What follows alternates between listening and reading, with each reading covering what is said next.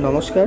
আমি এই মুহূর্তে চারুকলা যে প্রদর্শনী চলছে আমাদের রবীন্দ্র সদন প্রাঙ্গণে, ওখানে এসেছিলাম অফিসের পর। তো এই বিষয়টি আপনারা দেখুন।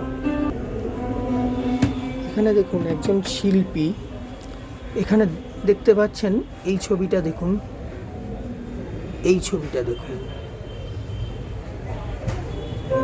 এইটাও দেখুন।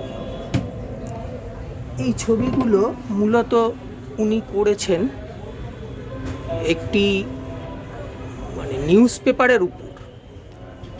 এটা একদম কালো ডট পেন দিয়ে করেছেন এবং কালো মার্কার ব্যবহার করা হয়েছে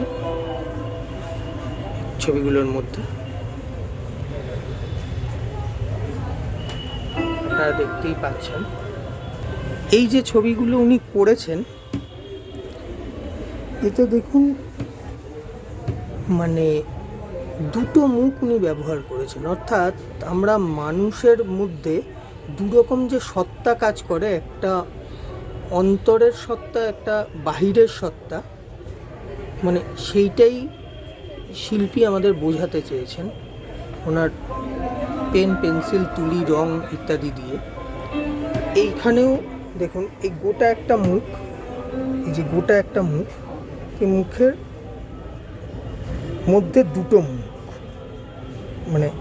একটা ভিতরের একটা বাইরের। কত সুন্দর উনি এই চিত্রটা তৈরি করেছেন, ভেবেছেন এবং এঁকেছেন।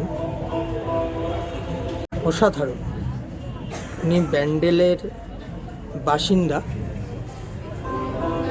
খুব সুন্দর করেছেন।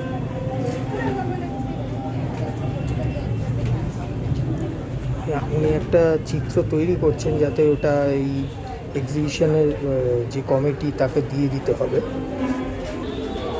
ওনার নাম হচ্ছে চন্দন মণ্ডল। দেখুন শিল্পী চন্দন মণ্ডল কি সুন্দর এঁকেছে। একজন শিল্পীর মনের কত ধরনের ভাবনা, তার ভাবনাকে কি সুন্দর একটা কাগজে বাস্তবায়িত করেছে।